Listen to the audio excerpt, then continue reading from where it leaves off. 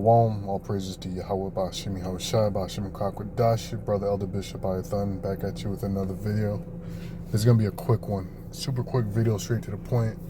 And this video is just to go into really quick about how we are the altar. Because I'm watching this video here by Apostle Tahar. It was put up 12 hours ago. And I was watching, I'm just going through the comments. And there's a comment here put on by Remnant 144, and it says altar in the Old Testament. Now, I didn't watch the video, so I got to watch it, but I'm sure Apostle Tahar somewhere along the video made reference to an altar. So here he put Remnant 144 put altar in the Old Testament. Altars were often erected in places where the Most High had done something significant or appeared to someone in the New Testament. The concept of altar, in the New Testament, the concept of altar is more spiritual, symbolizing the believer's heart, where sacrifices for sin are made and where the Most High communicates with the believer. They were central to the spiritual connection between the Most High and Israel, serving as a place for worship, sacrifice, and other experiences. And then you see the reply here, GMS declaring the end. That's Apostle Tahar. He put, we are the altars. Now, I was just literally reading into this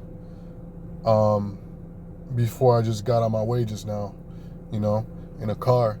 So I said, you know what, as soon as I stop, I got to do a quick video on this because I just read a precept. I did a video at home, and I was just reading a precept that went right into this, and that's absolutely 100% correct. We are the altars. Because on an altar was what? On an altar you gave burnt sacrifices to the Most High. Now that's no longer a law that we have to do, because the Most High did away with that law, and that one sacrifice, those sacrifices was replaced by what? The sacrifice of Yahushai's blood, right? Without blood there is no remission of sins. That's what the scriptures say. Now, because we are in Babylon and we can't serve the laws of the Most High, I believe that's another reason why he had to do it with the law of sacrifice, because if we had to sacrifice blood, we'd all be, we'd all be dead right now, because you can't do that in his kingdom. But, the real reason is because the law of sacrifice was done away with, because the perfect lamb was sacrificed was Yahushai. That's in the book of Galatians 4, right? And so the altar is us. And what are we sacrificing now? We're not sacrificing blood, but we're sacrificing our lives. We're sacrificing ourselves by giving our lives over to Yahweh Ba'ashim Yahushai, over to the ministry, so on and so forth. That's why the scriptures say what? He that findeth his life shall lose it. He that loses his life shall find it. And it's talking about metaphorically giving up the cares of this world for this truth. So let's just go into the precept that I had in my mind, and then I'm gonna wrap it up on that. So it was Isaiah, the 28th chapter. I think it was. Okay, let's start at 9. Oh, actually, no, it's up here. Now this is King David. Now, when King David made a statement at one point, a statement which was also a prophecy, and he said, let their tables become a snare. And the table represents what? Table represents like the altar. But the altar, as you read, Apostle Tahar said, we are the altar. And you read that little caption that Remnant 144 put. It said that your minds are the altar, which really, yeah, when King David talked about let the tables become a snare, it was making reference to their understanding of the scriptures, So the table, the altar, is all synonymous in one. So I had to explain that so you could understand this Isaiah here when he said this. He said, verse 7, but they also have erred through wine, through strong drink are out of the way. And the error through wine means what? Different philosophies. Through rebellion, through different philosophies. Okay? Different religions. other doctrines that are not in the scriptures, and through strong drink are out of the way. Again, going into strong different doctrines and different religions, a foul way of understanding. The priest and the prophet have erred through strong drink. So, if you believe that the MOTB is an embargo, that's strong drink.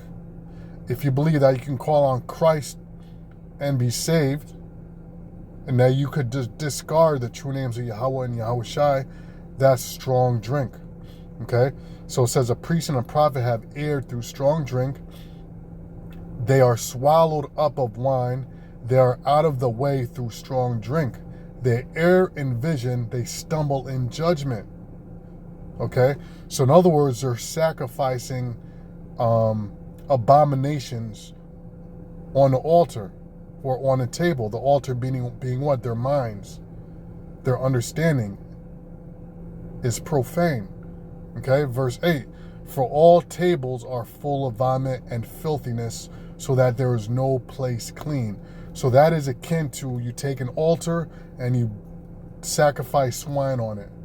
When you teach nonsense, when you teach garbage, when you teach things that are not of the truth. For precept must be upon precept. So reading down, so whom shall he teach knowledge, and whom shall he make to understand doctrine? So again, going back to verse 8, that table or that altar is referring to what? Your understanding of the proper doctrine. So the Lord said, well, whom shall he teach knowledge, and whom shall he make to understand the doctrine? Them that are weaned from the milk and drawn from the breast. Okay? And the reason why I got into this scripture earlier is because I was responding to a comment to one of my videos going into ethnos and into the Gentiles. And the reason why I perceive a lot of people don't understand this issue or can't wrap their head around it is because they don't understand the basic principles of scriptures, which one is once the Most High makes a promise, he keeps it. And he made a promise to the children of Abraham, Isaac, and Jacob, and he swore by his own name because there was nothing higher to swear by that he was going to keep this promise. So if you understand that one basic thing, when you go into the Gentile issue and you read about the nations and you go into the words like Gentiles and ethnos, you can differentiate depending on the context of the scripture. Well, is it talking about the Israelite foreigners or is it talking about the actual non-Israelite Gentiles? Because you have to go back and remember, the Most High made this promise, so he can't be talking about saving the Israelite, he can't be talking about saving non-Israelite nations or those who are not Israel by lineage. That's impossible because the Most High made a promise. And this is why Paul reiterated in Romans the 9th chapter, that is, the promise was made to his kinfolk. And then he also said in Romans that as to seed as in one, not seeds as in many, meaning that promise to that one seed, Abraham, Isaac, and Jacob, still holds to this day. So if you don't understand that, it means you're burning abominations on your altar. That means your table, your altar is full of vomit and abominations, just as it says here in verse 8. For all tables are full of vomit and filthiness, so there is no place clean. This is why you don't understand it. Verse 9. Whom shall he teach knowledge, and whom shall he make to understand doctrine? Them that are weaned from the milk and drawn from the breast. So you got to know how the Most High works. Once he makes a promise, that's it. It's a promise forever. Especially if he swears by his own name. That means his reputation is on the line for keeping that promise. All right? Number 2, you got to know the history, how Israel was scattered. And this is why they became known as foreigners or Gentiles, because they were raised. Take nowadays, for instance. Nowadays, Jake have no idea who the hell they are. And if this place was to go another 100 years, 200 years, 300 years, they would, like some of the concepts that we teach, I'm not even going to go into those things, but some of the law, statutes, and commandments, for instance, like the dietary laws, are far-fetched from Jake, Now imagine if this place was to go on a little, even longer. I mean, it would be totally lost, So this is the same thing that happened to the Gentiles. By being amongst or growing up amongst the non-Israelite nations, they lost the way. They lost their heritage. They lost the laws. They lost the statutes. They forgot who they were. You know, back in the day, when you read the Old Testament, our people had records of their. If you remember, back in the day, we had something called a family tree. Well, that comes from the ancient days. Our forefathers kept the line of whose son was whose son was whose son, so they could keep record of who was an Israelite. You know, if you had to prove you were an Israelite, you had the ancient version of a passport. You know, so a lot of y'all don't even have passports. So if you went to another country, you couldn't prove where you came from. So it's the same thing today. The Israelite, we call them Jake because they don't know who they are. You know, when we say Jake, we're talking about these people out here that are Israelites, but they don't know who they are. They lost their passport. What's our passport? These scriptures, the history. You know. So anyway, I don't want to ramble into that, but this lesson was just to show you that what it means by we are the altar, you know? And the thing you're supposed to sacrifice on the altar is what? Righteous sacrifices, which is what? Doing the work of the Most High. When you do the work of the Most High, what? You keep the law, statutes, commandments. You teach the right doctrine, okay? Right? Because through faith we establish the law, and part of the law, at least for the elect, is to going out there and teaching the doctrine the correct way. You know, so those are the sacrifices that you're supposed to be burning to the Most High. But again, we are the altar, you know, and it's synonymous when you read about the table, because that's your understanding, you know.